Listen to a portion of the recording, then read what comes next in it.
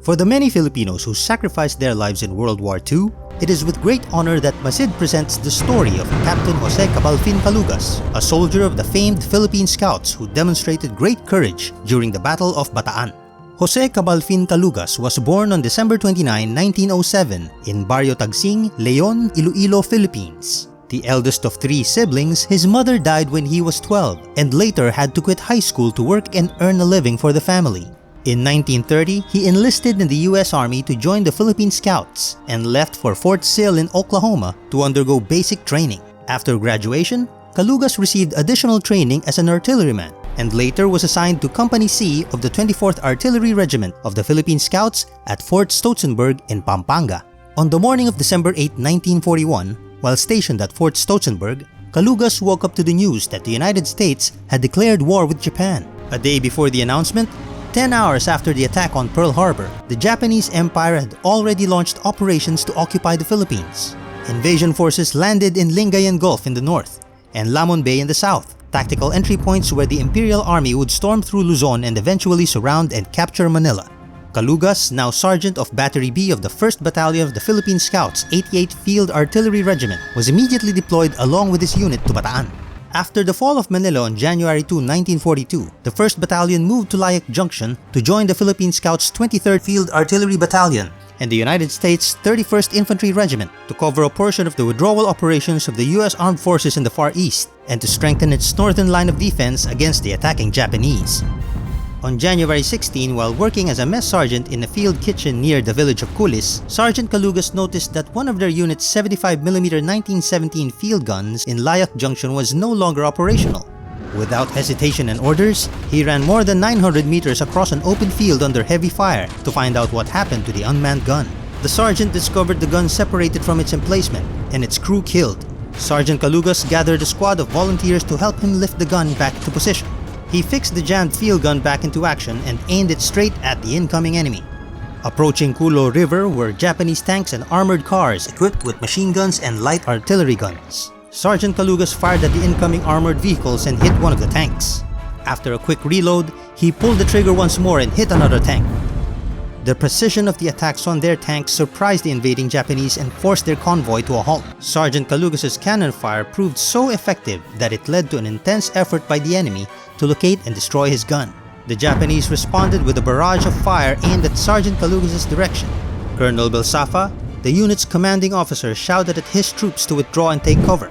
But Sergeant Calugas, hell-bent on holding the line, defied the colonel's order. He maintained position amidst the heavy barrage of enemy fire and took out more tanks and armored cars. This outstanding display of bravery and marksmanship by Sergeant Calugas amazed Colonel Bilsafa. Each time the sergeant fired his gun, the colonel would look up through his binoculars to see the enemy's tanks and armored cars hit by the Filipino. Sergeant Calugas continued with his relentless attack at the Japanese for the rest of the afternoon. His remarkable skill and gunnery successfully halted the Japanese advance at Layak Junction and delayed their planned invasion of Bataan by a day. Later that evening, Sergeant Calugas returned to the unit's field kitchen in Culis to resume KP duties and prepare a meal of beans and rice for a platoon of hungry men. For his actions in Culis, General Douglas MacArthur recommended that Sergeant Calugas be awarded the Medal of Honor, the United States military's highest decoration for valor. The U.S. Congress granted the award on February 24, but conferring Sergeant Calugas with the honor had to wait as the Japanese attacks in Bataan intensified. On April 9, with food and medicine running out, General Edward P. King, commander of the ground troops in Bataan, was forced to lay down arms and arranged the handover of U.S. and Filipino troops to the Imperial Japanese Army. The surrender of approximately 75,000 American and Filipino soldiers in Bataan is said to be the largest of any United States-led military contingent in American history. But the transport of such a large number of POWs presented an enormous challenge as Lieutenant General Masaharu Homa of the Imperial Japanese Army ordered the transfer of all captives to Camp O'Donnell in Capas Tarlac to make way for their final assault on Corregidor. Without enough transport vehicles, General Homa ordered all POWs to march to Camp O'Donnell on foot instead. All prisoners gathered en masse in both Mariveles and Bagac town. The first line of prisoners left Mariveles on April 10, while the second left Bagac on April 11. Both advancing lines of POWs then converged in Pilar, Bataan, and together headed north towards the San Fernando railhead. The Japanese guards divided the prisoners into groups of 100 to allow them to watch over their captives more carefully. While en route to Camp O'Donnell, Sergeant Calugas, already weary from the long walk in the intense summer heat, was caught taking a sip of water by one of his Japanese captors. The displeased guard punished Calugas, leaving a deep cut on the sergeant's forehead. With no medic available to look at the injury, Calugas had to bear the pain of the wound the rest of the way. Awaiting to transport Sergeant Calugas and the other prisoners at the San Fernando railhead were old World War I era steel box cars that have been basking in the sun for some time already. The captives were packed into these hot trains like sardines in a can and had to endure the 1-hour 44.7-kilometer train ride from San Fernando to Capas in such tough conditions.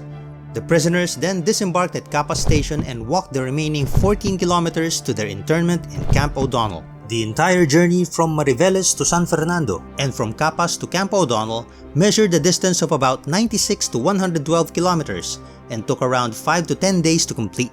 The Bataan Death March, regarded as one of the worst atrocities in World War II and later judged as a Japanese war crime by the Allied Military Commission, saw the deaths of around 600 to 650 Americans and 5,000 to 10,000 Filipinos from torture, execution, disease, fatigue, and hunger. At Camp O'Donnell, Sergeant Calugas found some medicinal leaves to help stop the bleeding on his forehead. But for the next 9 months, he would suffer harsh treatment and disease in the hands of his Japanese captors. While held captive, Calugas experienced heavy beatings and also contracted malaria, beriberi, and dysentery. In January 1943, Sergeant Calugas was released from the internment camp to work in a Japanese-controlled rice mill, where he slowly regained health and began spying for the guerrillas. He later escaped the mill to join the Luzon Guerrilla Armed Forces led by Major Robert Lapham and was promoted to second lieutenant in command of the Heavy Weapons Platoon. From January to February 1945, his guerrilla unit raided the Japanese garrison at Karangalan and also joined the U.S. Forces push for Muñoz, Bongabong, Rizal, and Dingalan Beach, which helped the cause to liberate the Philippines. On February 12, Lieutenant Calugas reported to military control at the replacement battalion in Camp Olivos, Pampanga. It was here on April 30 where Major General Richard J. Marshall, Commanding General of the United States Armed Forces in the Far East, finally presented Lieutenant Calugas the U.S. Medal of Honor for his actions in Culis. A fitting end for the brave Filipino who survived the war to witness the liberation of the Philippines and the Allied victory over Japan in the Pacific. Following the ceremony, the United States offered Lieutenant Calugas citizenship and the commission in the United States Army. Lieutenant Calugas accepted the offer and was reinstated with the rank of second lieutenant. Calugas continued to serve in the United States Army until his retirement in 1957, reaching the rank of captain. He then earned a degree in business administration and began a career with the Boeing Corporation. During his later years, he was involved in several veterans groups within the Seattle and Tacoma areas. Captain Jose Cabalfin Calugas died in 1998 and was laid to rest at the Mountain View Cemetery in Tacoma, Washington. Did you like our story? Are there other tales of Filipino heroism you'd like us to make? Let us know. Don't forget to like this video and subscribe to Masid. Thanks for watching and see you next time!